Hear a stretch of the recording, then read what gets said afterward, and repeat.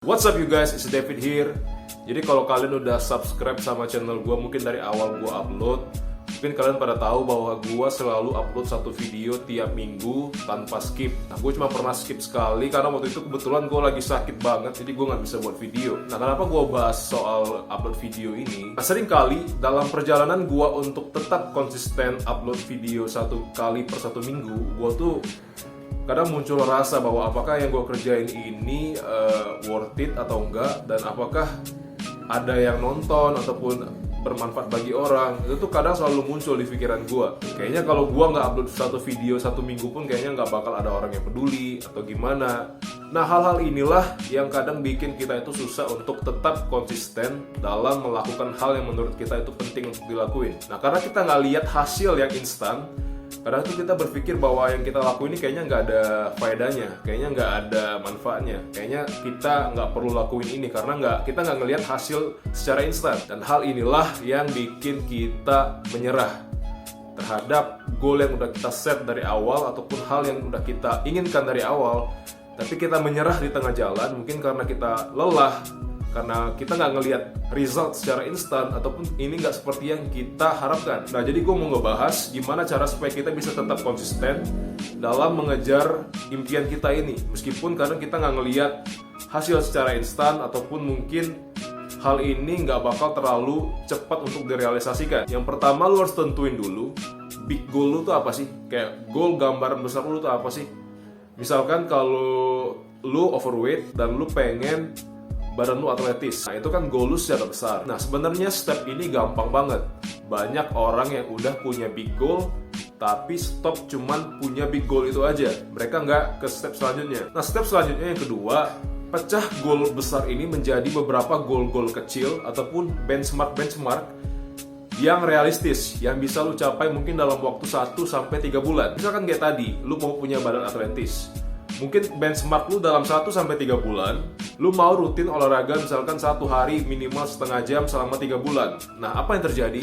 Karena lu udah set goal lu yang kecil ini, yang gampang dicapai dalam waktu 3 bulan, lu bakal ngelihat bahwa ada suatu progress dari sebelum lu memulai sampai waktu 3 bulan ini. Mungkin dalam waktu 3 bulan badan lu nggak langsung jadi atletis kayak Arnold Schwarzenegger, tapi seenggaknya lu bisa ngelihat mungkin lu lebih healthy sekarang, ataupun berat badan lu mungkin turun 1 kilo, itu kan lumayan. Nah, gunanya benchmark ataupun goal-goal kecil ini, itu bikin kita tuh fokus ke realita. Dan begitu lu mencapai benchmark kecil ini, lu bakal ngerasa seneng dan lu bakal ngeset benchmark yang baru lagi dalam waktu yang mungkin 1-3 bulan lagi. Dan tanpa lu sadari, begitu lu lakuin hal itu secara terus-menerus, lu udah sampai ke goal gede lu, yaitu punya badan yang atletis. Nah, karena itu yang udah gue rasain dan udah gue buktiin. Dulu pas gue overweight parah, gue punya goal gede, ingin punya badan atletis. Dan gue sadar waktu itu kayaknya gue nggak bisa secara instan dapetin hal ini. Jadi gue terus set goal gue bahwa gue pengen rutin olahraga 1 hari minimal setengah jam. Tanpa gue sadari, dalam waktu 3 bulan, 4 bulan udah banyak orang yang ngomong, kayaknya lu kurusan. Dan karena gue udah mencapai benchmark kecil ini, gue jadi lebih semangat lagi untuk set benchmark baru menuju goal gede gue itu tadi. Nggak kalah penting juga, misalkan kalian udah mencapai benchmark ini, kalian harus set benchmark yang baru lagi dengan cara yang lebih smart dan lebih efektif. Nah, misalkan gini ya, dalam benchmark yang pertama, yang waktu kalian olahraga selama 3 bulan, ternyata nggak terlalu banyak perubahan, nggak ada penurunan berat badan, ataupun kalian nggak ngerasa lebih fit. Nah, mungkin benchmark selanjutnya, lu tetap olahraga setengah jam sehari, tapi bedanya, lu harus kontrol kalori di benchmark kali ini. Dan lihat selama 3 bulan ke depan apakah membuahkan hasil. Kalau membuahkan hasil, berarti benchmark ini udah benar dan udah mengarah ke goal gede itu tadi. Nah, yang ketiga, ini kurang lebih kayak final question ke diri kita sendiri sih. Jadi lu harus tanyain ke diri lu, kenapa lu mau hal ini? Kenapa lu mau mencapai goal ini? Nah, kalau misalkan alasan lu ingin punya badan atletis dan rajin nge-gym cuman karena ikut-ikutan temen lu, ataupun karena lu iseng-iseng aja, coba-coba aja, menurut gue itu bakal percuma. Karena lu udah secara nggak langsung mengset diri lu untuk kegagalan. Nah, karena sumber motivasi lu bukan dari diri lu sendiri, tapi dari orang lain, dari sumber eksternal. Dan itu nggak bakal bertahan lama. Apa yang terjadi misalkan temen lu berhenti nge-gym?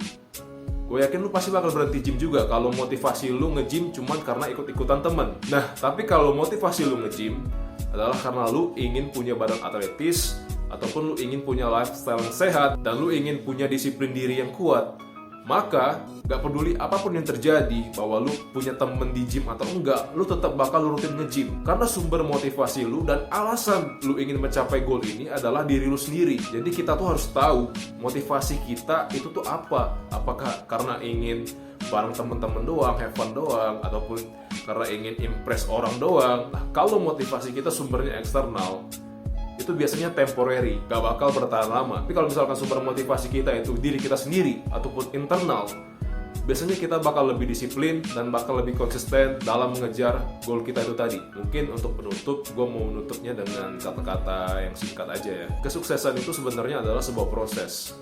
Gak ada sukses yang bisa kita dapat secara instan. Nah, mungkin dalam journey kita mengejar kesuksesan ini kita bakal gagal beberapa kali. Tapi yang terpenting, apa yang bisa kita pelajari dari kegagalan ini. Gua pun pribadi masih sering struggle dengan menghadapi kegagalan-kegagalan. Tapi gue mau belajar untuk oke dengan kegagalan dan menarik pelajaran apa yang bisa gue ambil dari kegagalan ini. Nah, supaya gue bisa lebih efektif lagi dalam mengejar goal gue. Kalau gagal, keep going. Terus aja dan belajar dari kegagalan itu. Yang terakhir, kalau kita mau mengejar sesuatu, kita tuh harus konsisten. Meskipun mungkin sekarang kita nggak ngelihat resultnya, kita nggak ngelihat hasilnya, kita nggak bakal tahu dalam 5 tahun ke depan ternyata kita udah mencapai hasilnya. Tapi kalau kita berhenti cuman karena kita nggak ngelihat hasil secara instan, maka sayang banget. Kalau misalkan waktu itu gue olahraga, gue nggak ngelihat hasil yang gimana, gue berhenti, kayaknya sayang banget. Gue nggak bakal punya badan yang nggak overweight kayak sekarang gitu. Oleh karena itu, gue cuma mau ngingetin teman-teman aja yang mungkin sekarang lagi ngejar goal kalian masing-masing, jangan pernah menyerah. Kalau gagal, evaluasi apa yang bisa lo lakuin next supaya bisa lebih bagus lagi dan lebih efektif lagi dalam mengejar goal kalian. Oke, mungkin segitu aja video gue kali ini. Kalau kalian udah nonton sampai penghujung video ini, jangan lupa like, comment, subscribe, share, bunyiin loncengnya, all of that. And remember, let's be better together.